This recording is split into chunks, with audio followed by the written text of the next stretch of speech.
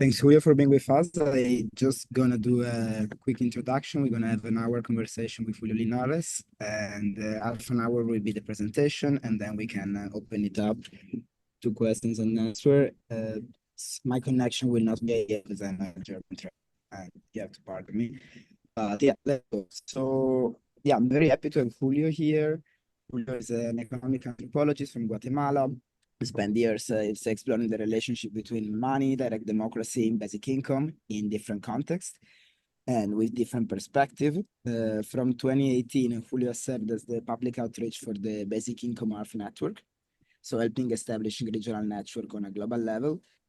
And we are also especially is writing a book right now on the decolonizing money, arguing for the abolition of the US dollar as part of a broader social and ecological transition. And as part, I will say also of this project on a smaller scale, me and Julio met in Berlin, also Emanuele, due to the experience of the Circles UBI project, the Circles Cooperative, that was a blockchain-based community currency system that attempted to implement basic income from the ground up and to create an autonomous economic network that could foster solidarity, local economies, circuits, and generally it was an experience that weave together, community building, economic autonomy, resilience, and of course also technological infrastructuring. So, I mean, this project now is in a new phase, Circles. So if you look for Circles online, you will find the version 2.0. This is to explain. So if you Google, you don't have like confusion, but we are talking about the pilot project that was run by a cooperative in Germany between 2019 and 2023. So yeah, I will say without further ado, we can listen to Julio introducing us to Circles, why it can be relevant also for our shared vision future cooperative, of the learnings and the challenges and the conclusions that this project brought to the table of experimentation. So thank you, Julio, for being with us. Thank you, Alessandro, for the kind introduction. Hello, everyone. I don't think I can see anyone. Let me see. All right, so I want to make sure I can see the people. Here, I can see. So yeah, so as Alessandro was saying, I have been doing lots of work over the last, I don't know, like 7, 8 years about basic income, unconditional basic income. And I do that for a network that is a planetary network. It's called the Basic Income Earth Network. And as part of that role, I went into the crypto world as an anthropologist to try to think about what would be the potentialities and ways in which we could actually establish basic income through these alternative technologies that were emerging at the time. And so I did an applied project. I made a project that attempted to do this, to make basic income a reality through a currency network that was community run or community driven. And so we established the system in 2019, and in 2020 we made a cooperative called the Circles Cooperative that basically was in charge of managing a pilot in the area of Berlin and Brandenburg, which is the area around Berlin. So throughout the pilot, we worked with various producers of food, so farmers, people that were making beer locally, artists, people that were doing distribution also through self-organized distribution collectives, basically people who were interested in like small forms of economic democracy. Of course, this is in the context of Europe, at the center of empire, very decadent one. Of course, Germany, Berlin, costs of living is high, and the cost of production is also very high. So just to tell you, while we were all like very, politically driven, very much in line of how to actually make economic autonomy, economic democracy a reality, we were faced, of course, with the reality of economic imperialism. So to give you an example of an anecdote of the experiences that we had, is that when we were working with farmers, they would often complain that when they sell their products, when they sell their food in Berlin shops, they have to drive them back like 30, 50 kilometers into Berlin and then sell them. The price of their food is often €1, probably it's more now, more expensive than the food that comes from Andalusia in Spain, the tomatoes, for example. Not to mention food that comes from African countries, Latin American countries, Asian countries. So we were often up against this problem of capital, of having like cheap goods from the south that is made with cheap labor, that is made cheapened, of course, by capital, and then it goes into European markets, and then it makes the actual fabric of production of food even fragile in Europe. So it not only destroys the periphery, it destroys also the center. And so this was really hard for farmers. And so we were trying to connect with them, see how they can collaborate, cooperate, reduce the cost of production. And mind you, like already in Germany, there is already a big subsidy for farmers that is funded through oil subsidies. And this is a big political issue in Germany because the government wanted to take it away. But it's a huge also macro political issue because oil is then also bought in dollars, and the US has this imperial relationship to Germany. So I don't have to explain to you all of this, but basically just to say that at a very micro level, this affects us. This affected the sort of making of this sort of autonomy, especially when it came to food. No, how do you get food to a big city, 3 million people, in a way that is accessible through a local community currency, and in a way that is also democratic and sort of self-organized, no? And so this is the context. And so throughout the 4 years that we did the pilot, there were lots of interesting like forms of self-production that took place also, as well. So I mentioned a beer example. This is a project that was running by a Polish trans anarchist feminist friend of mine that basically wanted to retake the history of women in beer production, of the witches in the Middle Ages, and started basically taking the hops from the cemeteries and then turning it into beer. So we did forms of crowdfunding with the Circles currency, so that she could buy the means of production and then start making beer. And so this beer was called Femme Ale. It's a beautiful project. I still hold one of the bottles in my altar. And just to tell you that there were also forms of local economic production, self-production that took place. It wasn't just also food. We also had people doing health, various forms of health. We worked for a brief amount of time with an anarchist self-organized healing collective. They used to do all sorts of alternative medicine practices in Berlin for people who couldn't afford it through the medical system. Doing appointments at a doctor, Chinese medicine, massages, things that people will normally not be able to access if they wouldn't have papers or if they wouldn't have enough money to pay for in the insurance system. No, so we were trying to aim at these sort of different like basic parts of life. Housing was of course a big issue. It's a big issue in Berlin. There were some experiments that I was not so involved with that I also thought were like mixed in the results. But overall, I'm just trying to give you a sense of like the types of things that we were doing and the types of limits that we encountered. No, I would like to spend actually most of the talk talking to you about the conclusion maybe and the learnings that we had, so that you can also take that forward and evolve it as we sort of continue. Because making a currency is actually very it's a very new process for someone that has never done it. The business of making a currency is often with states, and banks, and they live from this, like this is and so for a cooperative to make it and then to do it, for us to fund it, we had to rely on external sources of funding.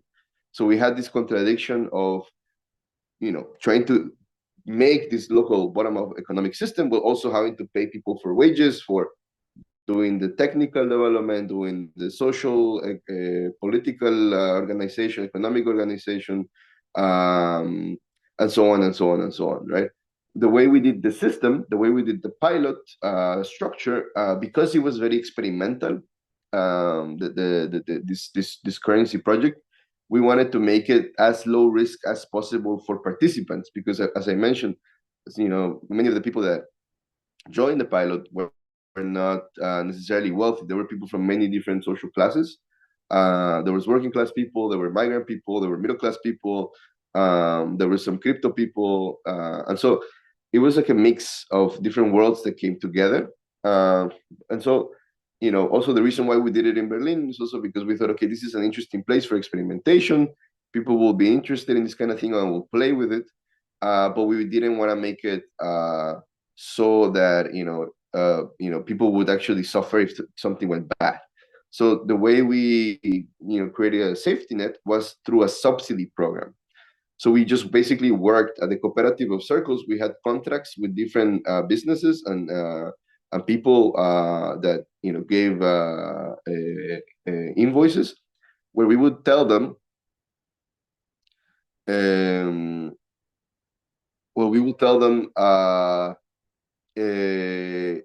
if you accept circles up to a certain amount per month, we can give you euros in return, so that the businesses could have liquidity to pay for their costs in euro, the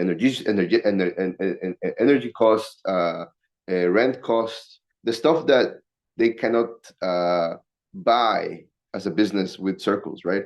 Because it's not a widely accepted currency. Like the main issue with making a currency is also that it has to be politically accepted. It's a political thing, and because we were making a basic income without wanting to rely on the state, it wasn't, of course, going to be accepted by the local governments. We tried to talk to them sometimes.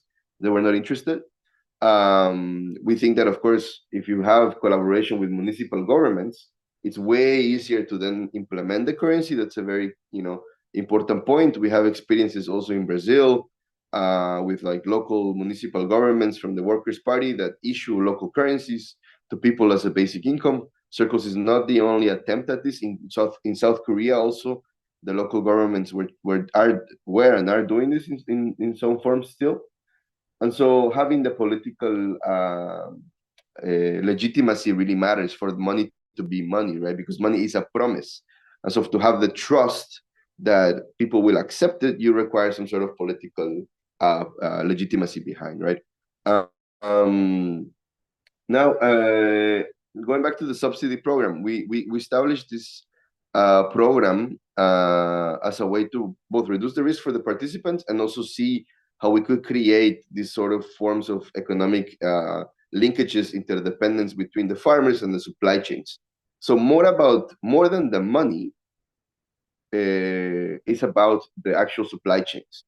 The money is just a way of visualizing and understanding what are the interdependent parts of the economy and the inputs that people need to make their products. So a lot of our work was thinking about, okay, there is this producer of beer, there is this producer of food. What type of inputs do they need? They need labor, they need hops, they need machines, they need driving, they need a car. How could we combine them? How could we share them? How could we lower the cost of them? These were the kinds of work that we were doing to make this a viable alternative. And the subsidy helped us to allow them to reduce their risk again. No, now I think it's important also to say that throughout that process, we were not the cooperative was a non-for-profit project. We were not making money out of this, mainly because we wanted to make it just to understand what would happen. No, at the end of the last year, we came to the conclusion that the best model that we could come up with, that we thought was something that already exists, something that people are familiar with, that we could turn the Circles Cooperative into, is or was a credit cooperative. Now, raise your hand, my dear comrades in Belgrade, if you have heard about credit cooperatives. Who has heard about credit cooperatives? I see no hands. Is there someone raising their hand? No, right? One person. Okay. Okay. So, my dear comrade, can you explain to the people that what a credit cooperative is, very briefly, in your language, or in English? Doesn't matter.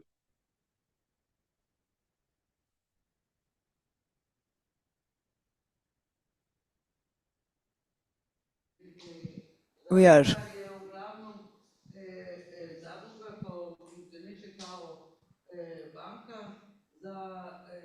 Lokalna zajednica, ali daje mali krediti kao mikro kreditni program, daje male kredite i to je uglavnom skupi od sve članova zajednica, sve članova zadruga, ko uglavnom daju kredit jedan drugo i to vrlo komotno, vrlo mali kamata, vrlo komotno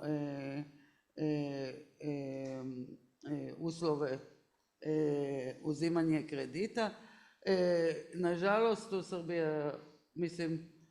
nažalost u Srbiji to više ne postoji zato što to na početak 2000 su rušili sve tih zadruge zato što su sada potrebni usluge kao banka.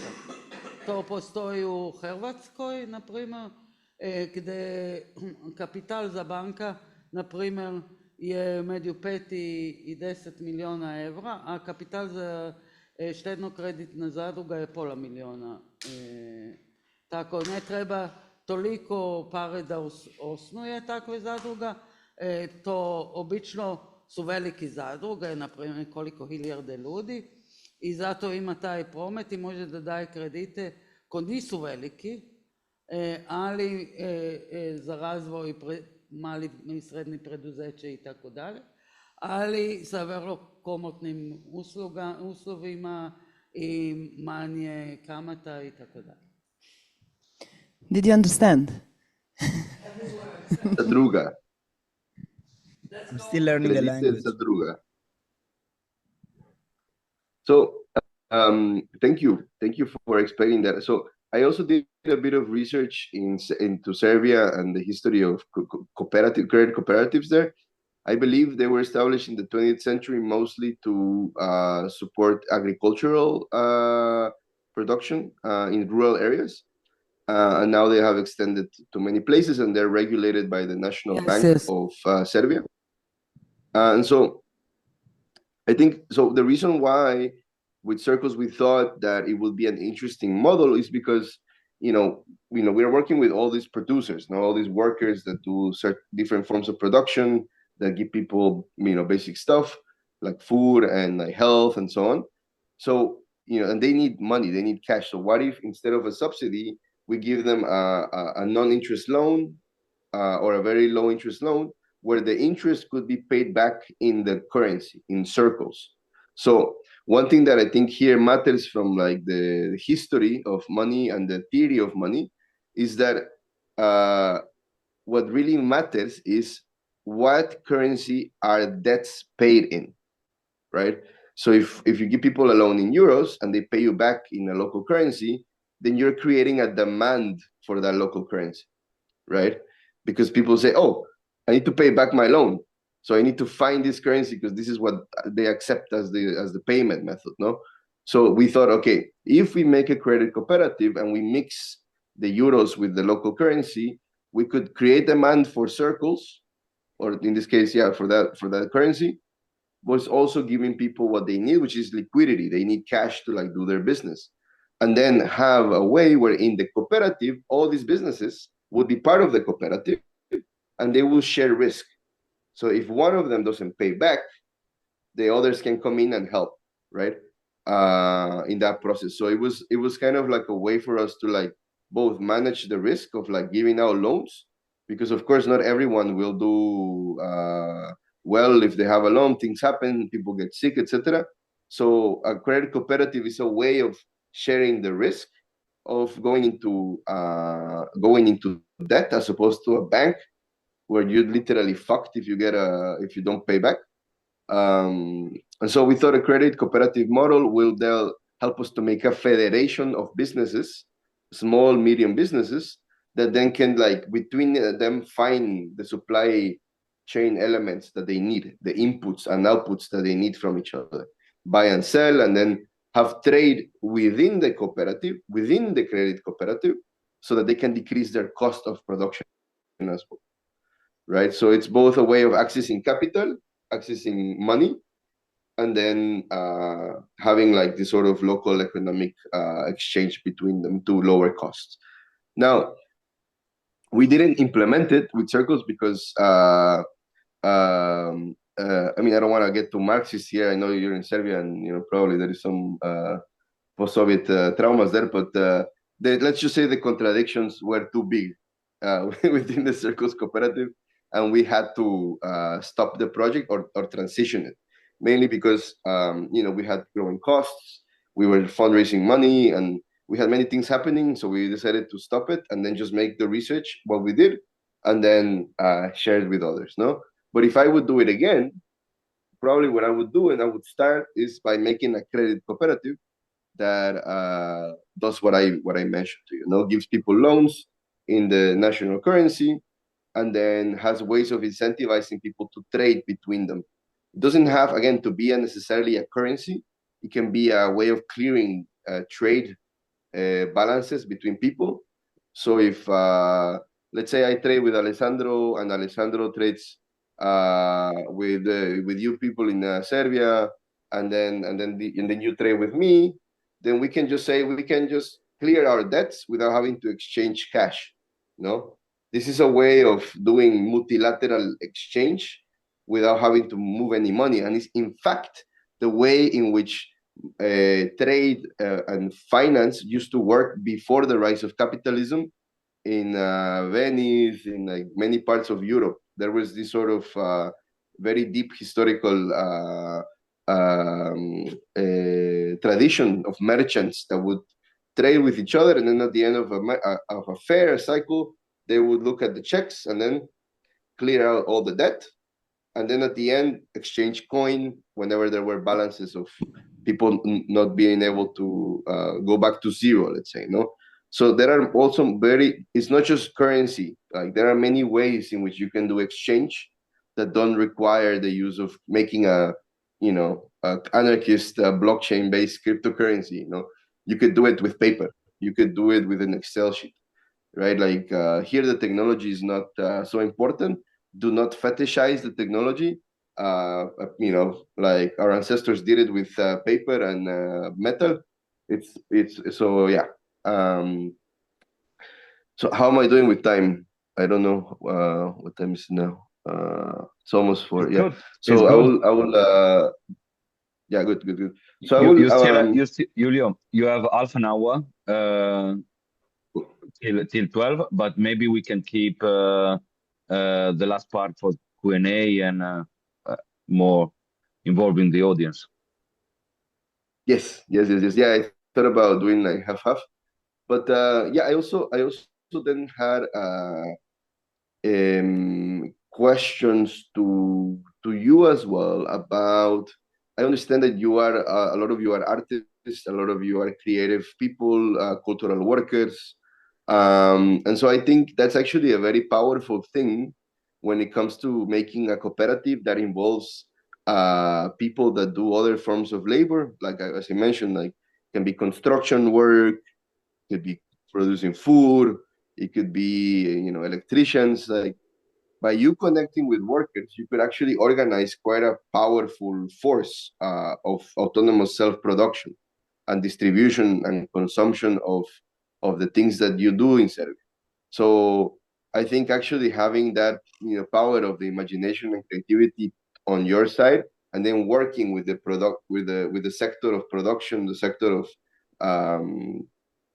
of other cooperatives, perhaps, I think could be potentially quite powerful. So I'm curious to know also, what are you looking to do? What are you looking for right now? Where are your conversations at so far?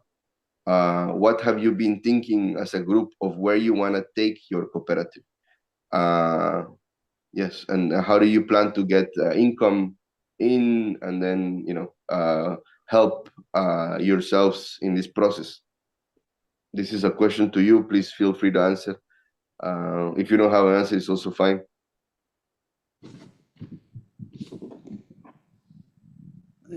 Well, I don't know how much you were informed about this about our project, but this is actually the first meeting we are having in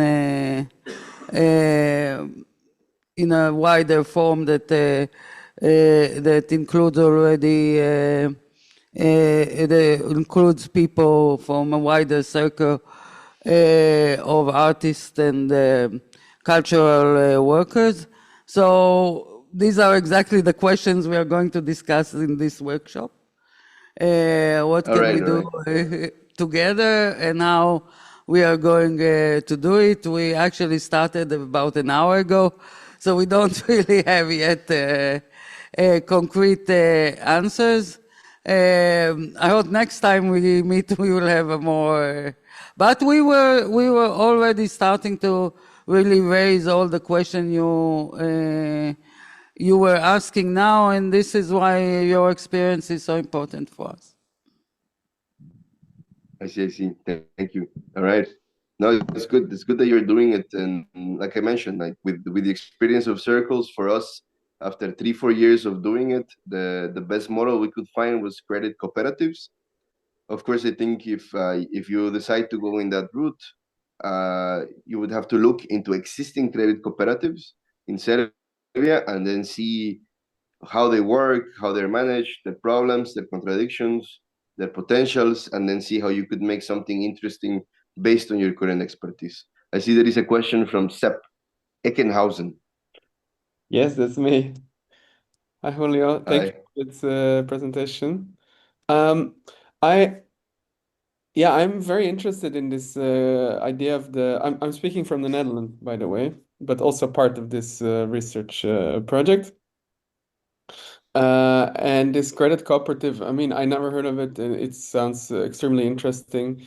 It seems maybe also a bit similar to the way that agricultural banks started as insurance, cooperative insurance collectives, if I'm gathering this right. Anyway, I was wondering, can you give a bit more of a concrete example of this way that in international cooperation that would be cleared without the moving of currencies? What does that mean in practice? How would that look?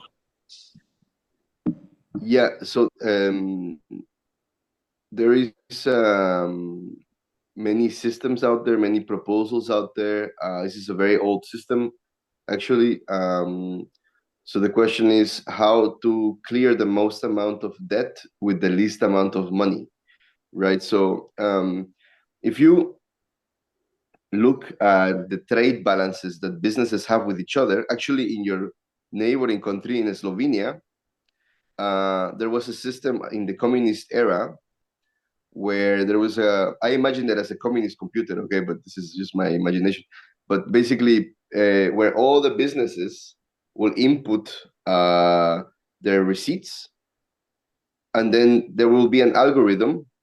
You can do it as a table of matrix, really, but the algorithm would check in what cycles exist between the businesses, right? So if I am a construction company and I need metal and rocks, then I go to the metal and rocks company, and then the metal and rocks company, they need workers from this other cooperative, and there are like invoices, no, that go to different people. So the algorithm then checks on the cycle who owes what to whom, and this is called trade credit.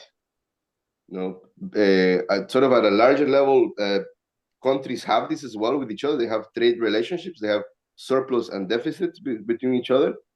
And so you could clear the debt that exists between them without actually having to exchange money. So in Slovenia, when neoliberalism came in, this system allowed them to stay afloat because they could cancel about 25% of the internal national debt only with this system.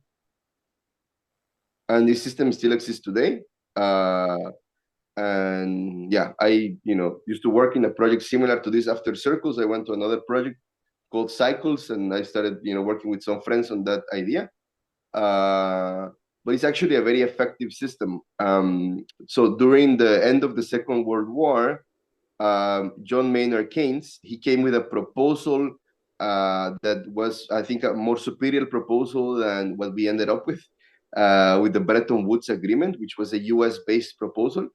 And what Keynes proposed was to make something he called the Bancor, which was a system for clearing debt. He wanted to make an international clearing union whereby all the countries in the world would exchange, basically clear their debts and balance their trade in such a way where they wouldn't even have to, there would not have to be a reserve currency, which was gold at the time and then became the dollar now, where you would just have these trade balances and then see who owes what to whom, and then the bank or the union will help as a clearing mechanism.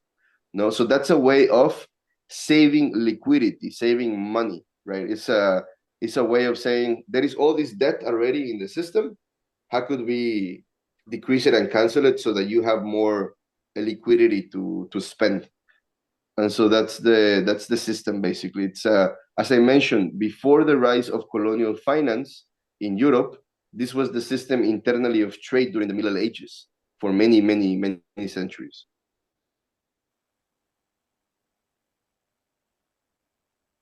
Just to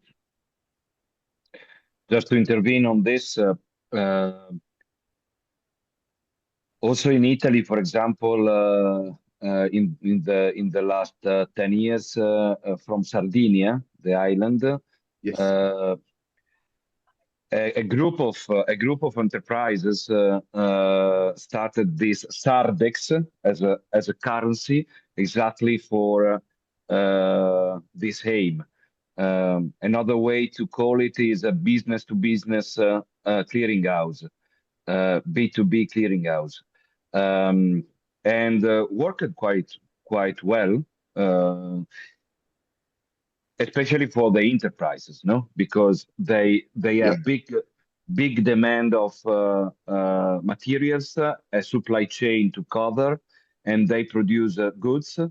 And so if the chain of demand and offer is matching, you can have a lot of saving of liquidity, no? Because you pay only the difference in the end of the year. And you can manage all the transaction and the market between the companies with an alternative coin. Also in Switzerland, there is the VIR function and also in this direction. And this was also related to the state and in discussion with the government. In Italy, Sardex did a lot of work for also on the juridical side, because anyway became quite big, and so with quite an impact on the national level. But maybe a point there to complement what you said just now. I think the big issue at the legislative level still in Europe is that with Sardex, this sort of mutual credit system, the issue was that you can't pay your taxes in mutual credit units. You cannot pay your taxes in the local currency, which is a big issue. So even if you do this local trade, you increase your liquidity and so on, and then you still have to pay taxes in the euros. It was a big disincentive it's a big disincentive still for people. And Yeah. even though the European Union has passed, mottos and quasi laws of saying we should accept this, national governments don't do it because it means a threat to their sovereignty, according to them. So it's I just wanted to mention that because it's a legal reality, no? Absolutely.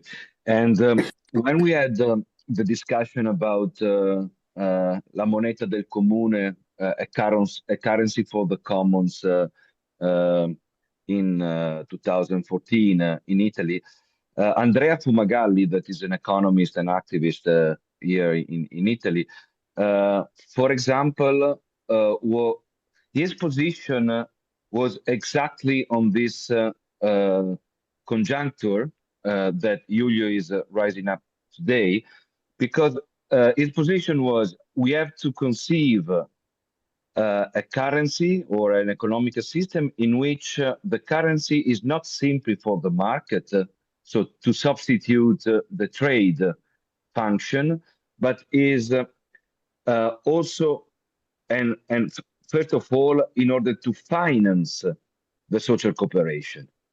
And so here we come back to the COP credit, the credit COP and the loans system. No, so the first issue is how to finance, the production within the social cooperation, and to stop thinking that the currency is simply for trade, for exchange good, for exchange value. The currency issue, issuing a currency means to recognize the already existing social production, and so to inject liquidity for the already existing social cooperation. And this is the role of a credit COP, or to pay back a euro loan in a co-managed alternative currency. So I think we are very in tune here with all this, all that discussion of 15 years ago. It was just to contribute to the discussion, but I am really supporting. So this for me doesn't mean to erase the exchange, as Julio was describing. No, we can on the vertical axis inject credit that is coming back in a cryptocurrency or altcoin. And then on the horizontal axis, we can keep on creating a clearing house based on exchange and market within the participants. Yeah, I see. I think it's also very. I think it's also very valuable for shared vision discussion. Are there any other questions, my dear friends?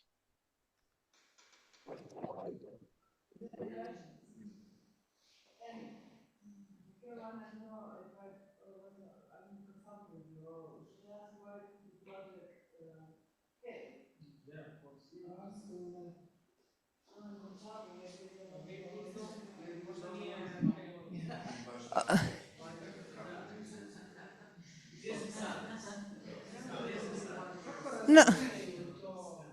Can you let me? Okay, I wanted to ask. Maybe this is not a popular question, but why the circles failed? What was the bad side of it? Contradictions. So as I mentioned, we had a lot of costs of producing the system, of maintaining it, and we were having the contradiction of having to raise money for the project to make it, while having to give the subsidies to the businesses. But we as a cooperative were not making money. We were issuing money, but we were not making money. And so it was never really the intention at the beginning, because as I mentioned, it was a very experimental thing. So it failed because we didn't have a very clear way of getting an income for the cooperative to cover its own cost of production. And I think that's the main thing you have to think about, like because that's your goal, right? Our goal was to say, can we do a basic income without the state? Now, this was the political research question we were doing. Your question is more about what kind of cooperative do we need and what income source will we have to have in order to make it sustainable.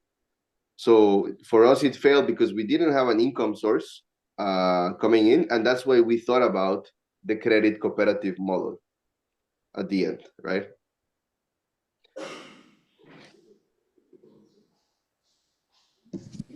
Thank you. Maybe somebody else wants to ask. Hi. How many people were working in the cooperative? In the cooperative, we had like 15 people, 15, 16 people, something like that. Sometimes more, sometimes less. Because we also had like programmers and we also had the social workers. We had researchers, different moments, like Alessandro was working on it at some point. So yeah, I mean, in terms of businesses, we were working with, something between like 20 to like 30 something businesses throughout the whole process. And so, yeah, and then in terms of people using the currency, it also fluctuated. Like we went as much as 5,000 people at some points, like using the currency. So, yeah, and sometimes less. So also the pandemic was a big factor during this whole moment. So during the pandemic times, I think people were using it a bit more. And so, yeah, it was not a small number, but it wasn't like as big as like, hundreds of thousands of people, no?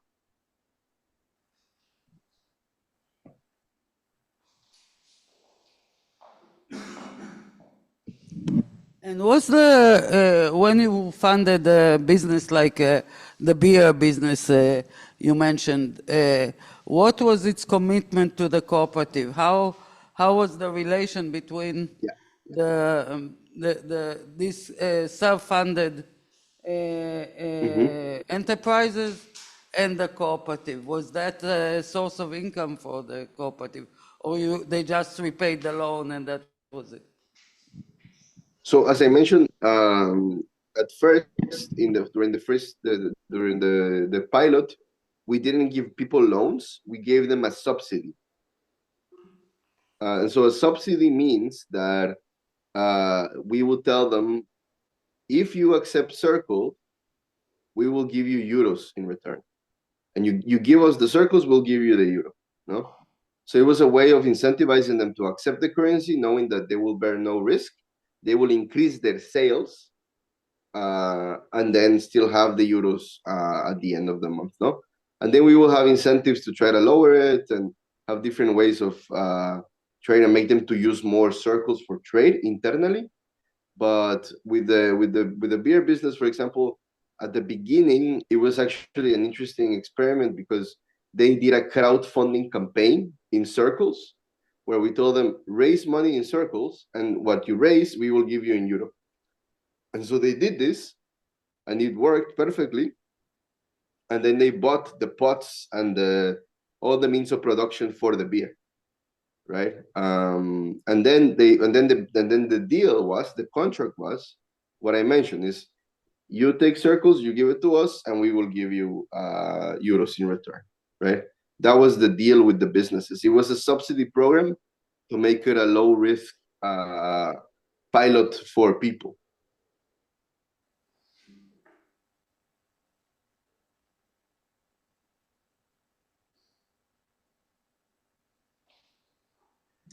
I hope that was clear. If not, tell me. Eh? Sometimes I think I make sense, but maybe I don't. Yeah. Yes, thank you.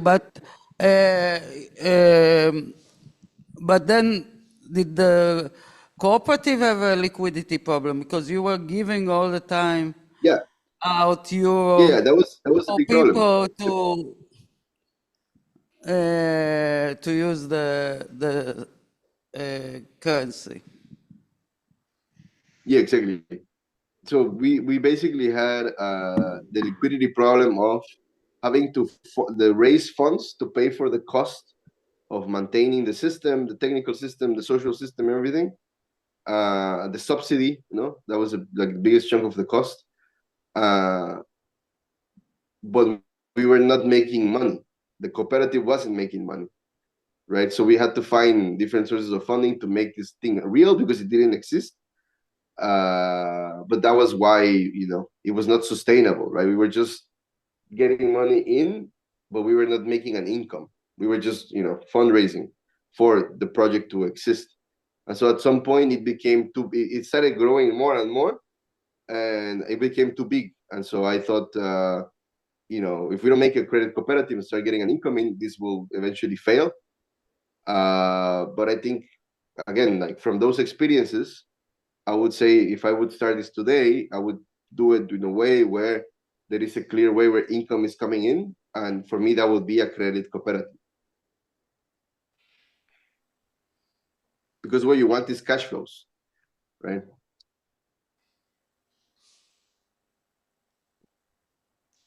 Can I just maybe add a point that can answer to a question also on another level, like somehow minor, but that also the cooperative was organizing like a local market, and so the businesses were invited to were participating. So there was also this attempt, let's say, at community building and to create. There was a relationship also in this community between the cooperative members and the local shops, I would say, no? Yeah, we did markets every month. We did an assembly every month where people would come and speak. And one month we would focus it on food, the other one on distribution, the other one on health. And we would do like these topics, about what is an economy, what are its parts, and then have the market where people could buy things and sell things in circles. I see there is a question from Mr. Eckenhausen. Yes, but maybe there is also questions in the room. I can also hold back. Yeah, maybe people in Belgrade. I think you can go, Seb. We can ask later. Okay. So what I find interesting is that it seemed that you didn't just create a basic income, but also a notion of a basic economy, right? With all of these like kind of basic services that are you mentioned food, healthcare, distribution, construction. I'm curious how you found in circles that art relates to that. Are artists just the recipients of the basic income, or does it also become one of these kind of basic services to the community involved, and how? Yeah, it's a great question. Yeah, I think one of the main reflections that we had was that, making a money system is actually the easy part. The hard part is where will the stuff of the basic income come from? And that's why I mentioned this example of economic imperialism at the beginning, because, if the USA were to have a basic income to its people, all of its food will come from Guatemala, it would come from Senegal, it would come from China, right? So how do we do a basic income where the stuff of the basic economy actually comes largely, at least, from the region around it in some sort of bioregional way, right? That was a question that we were asking, we were posing based on the experiences of circles, no? And now when it comes to the art, of course, many of the people we worked with were artists, making clothes, making bags, making all sorts of, art related products. So they were receiving it and it helped them, but they were also giving, right? And so, what is art, like food can be art too, there were like very interesting farms out there.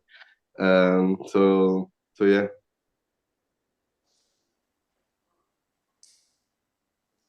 I hope I answered the question. I guess, yeah. Did I answer your question?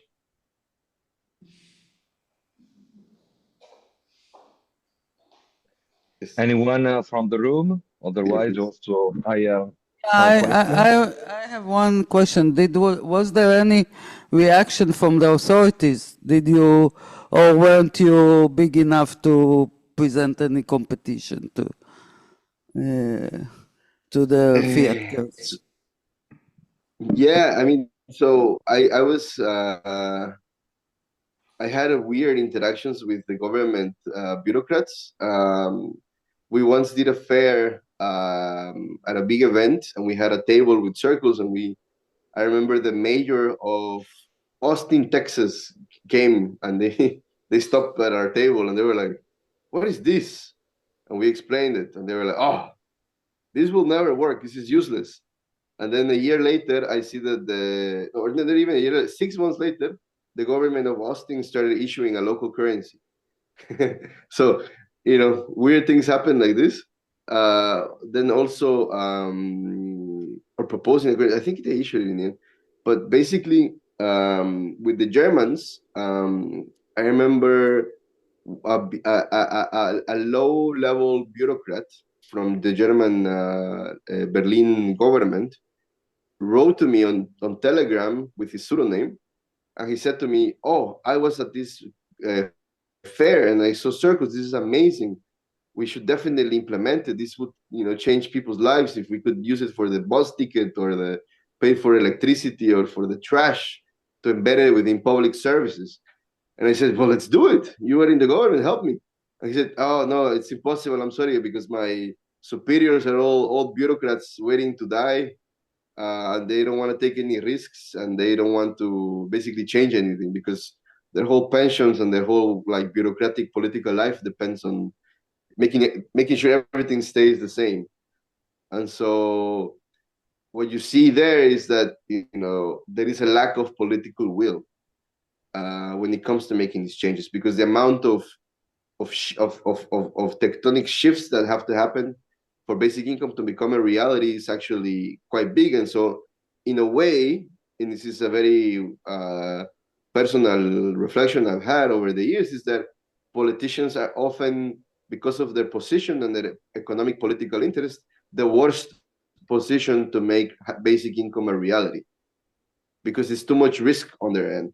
No, they will be the ones to suffer it. And unfortunately, we're not in the age of poetic, epic politics anymore. So they don't want to take this kind of risk. They just want to make sure everything just stays the same.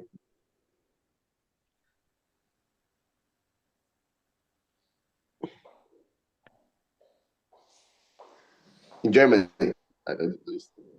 I think that if I remember correctly, maybe not the UBI, but debt clearing mechanism was something that Varoufakis was planning to do had Greece when gone out of the Eurozone or from the EU in general.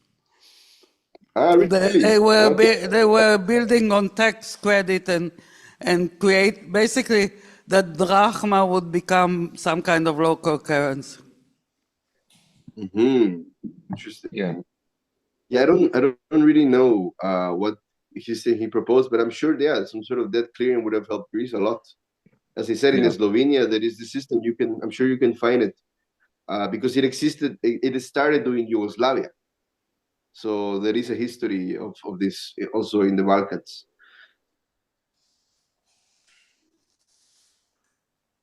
Yeah, also with Andrea Fumagalli, we had a meeting at one point with the Milan municipality and the Naples municipality, exactly to propose the same. So let's do an altcoin, and then the people can pay taxes and transportation and trash. But there was an interest, but then they refused because it was too much risky. The same reasons, just to share. No, I have a question, because I am curious if you using this system of subsidies in order to pay back circle in euro for the shops and the farmers and the enterprises in the system.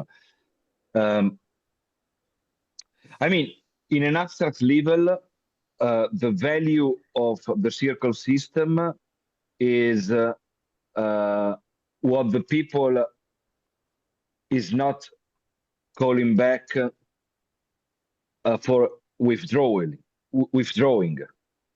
No, if the people they don't want to withdraw back in euro, it means that the system in itself of circle coin is getting value, no, as a social value.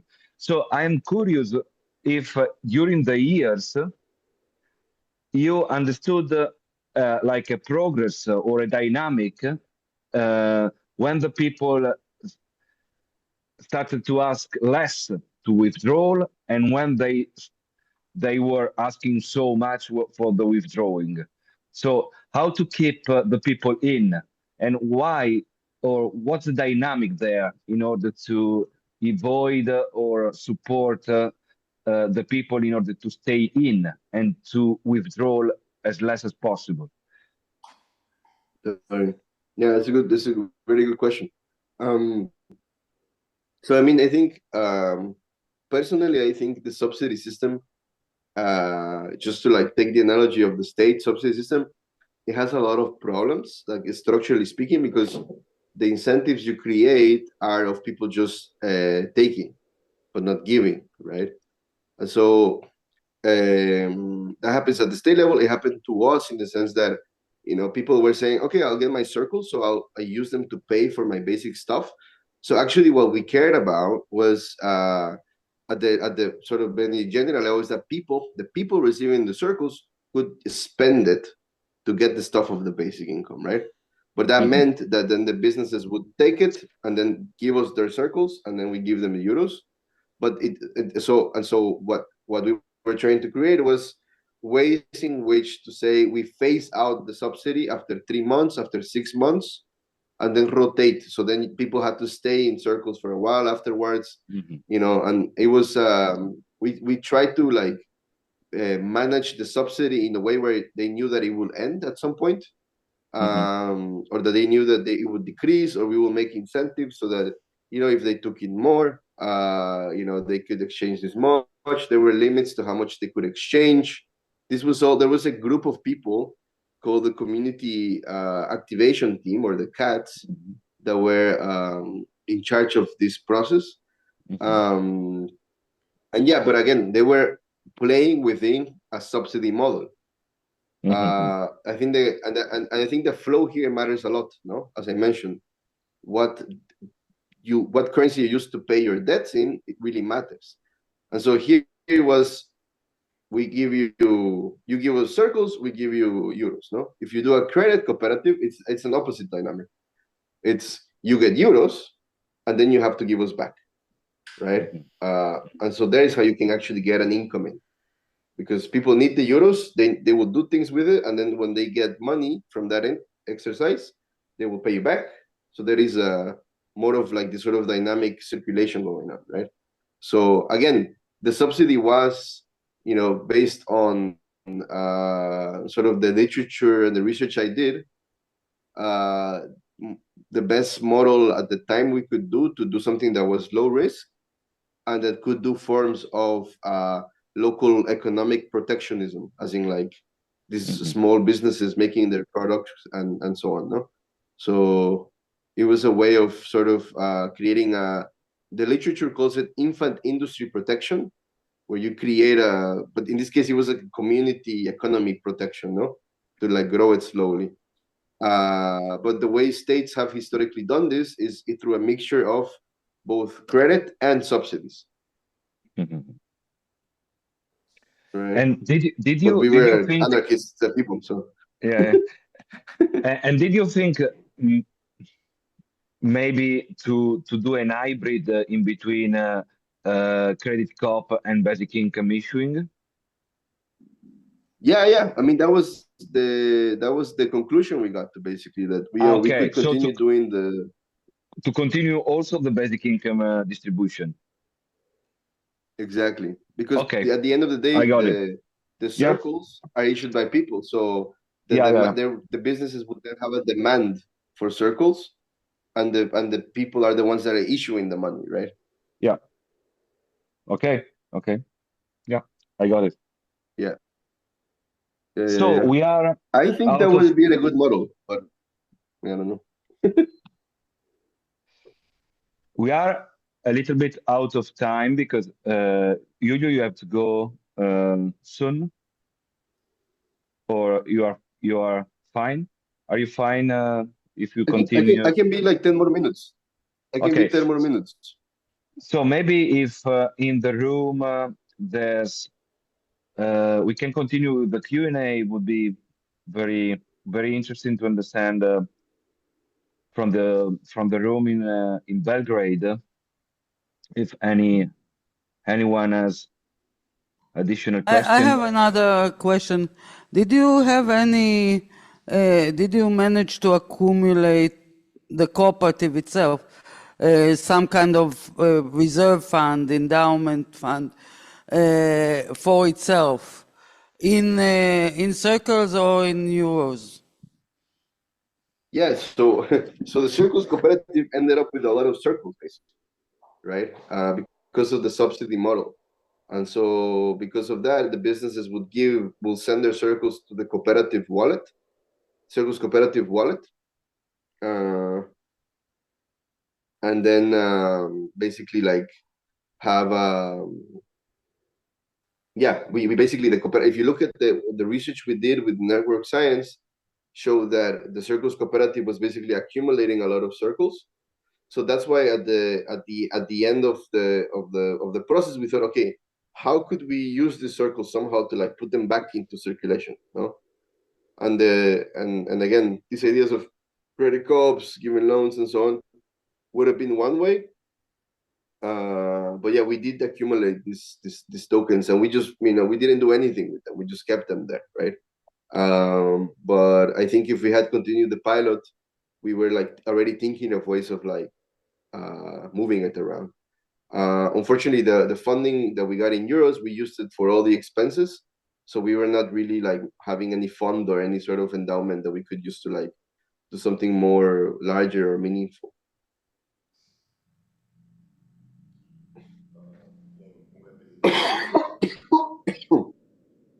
Okay. Was the circle currency like pegged to $1? Was it like a stable coin, or was it tradable? Could it fluctuate in price? Yeah, good question. It was not fluctuating, actually. I forgot to mention that.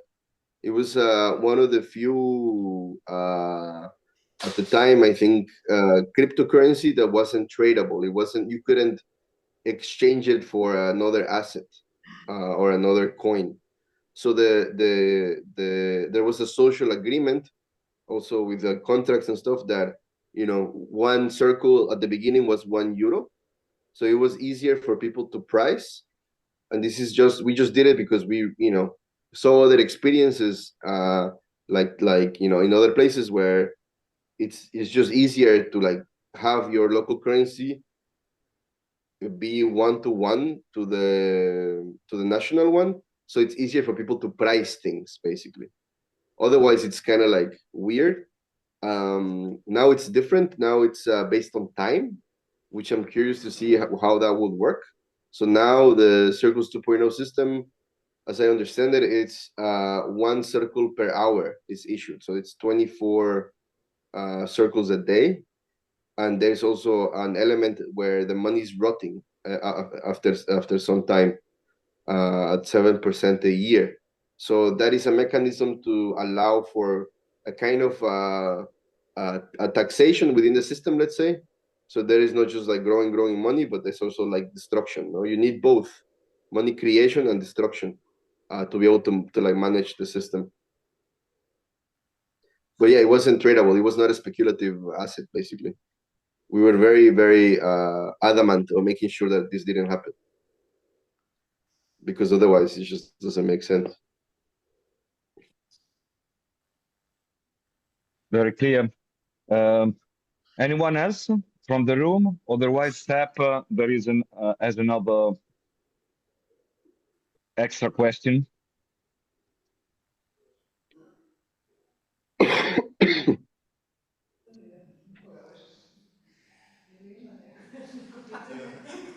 Don't be shy.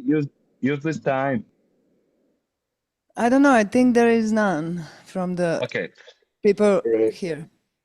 So Seth Right. has another question that maybe moves a bit the topic. Seth, please. Okay. Yes. Well, I mean, Julio, you already mentioned the Circles 2.0 model. I'm just curious about your honest opinion of this Circles 2.0 relaunch. Maybe you can Yeah, I mean, also sorry, Julio, maybe for the audience, can you explain a little bit more about this different project, because I think it's not so clear for the common share. yeah. So what happened was that when we like closed down the cooperative, we had basically all the infrastructure and all the technology that we had developed, and we then gave this technology to the next sort of group of people that would take care of it and manage it. This is a company called Gnosis, and they provided a lot of the money. Like the founder of Gnosis was one of the people that thought about the circle's idea at the beginning, and then also funded the project. So he's like an early person within the crypto world. And then Gnosis took it over and then started developing on it. They hired their own team, separate from the people that I was working with, and they started doing a lot of developments to it. A wallet, different parts of it. Like now you can have groups, you can have group currencies, which is something we had designed for many years ago, of how to pool personal currencies together. What else? They changed the logic so that it wasn't this sort of one circle. I think it was at the time, it was like at the very beginning, it was like 240 circles a month or something that you would issue. Now it's like 24 a day. Before it was an inflationary system. Now it's with this demurrage, it's a system that where the money rots. So there are all these like technical differences. It's also based on time, as I mentioned. So that also would change the dynamic. And now you can actually back your circles with stable coins or other crypto, right? So there is like a way to actually make group currencies that then can be backed by other assets, you know. And so this is also a difference. And so I'm curious to see what will happen. It's almost like a new experiment in and of itself. So I'm also curious to see what will happen. I'm not involved anymore. I'm not managing. It's like a cooperative baby, I made it, but now I gave it away to some other people, and let's see what happens. It also changed now. It's in a different phase. So yeah, a lot of the original technologies, activists, anarchists, people that were in it are no longer there. So it also lacks that sort of more radical political perspective in some ways. But in some others, I think that it also holds some of the original values. So let's see. I mean, I'm curious. I mean, I don't really know what will happen. So I'm just curious to see how it will evolve.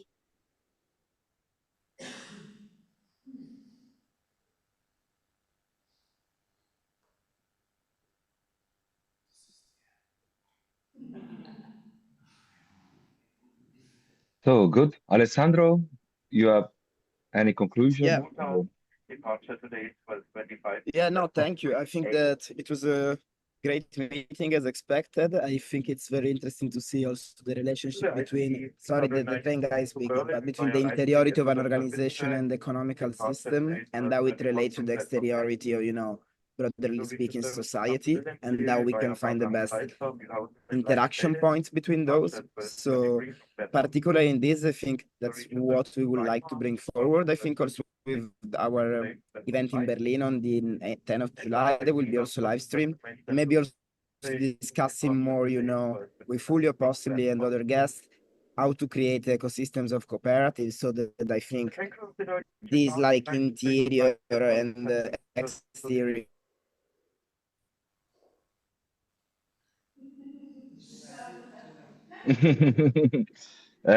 Alessandro, I think we are missing you. Something happened to the sound. Yeah.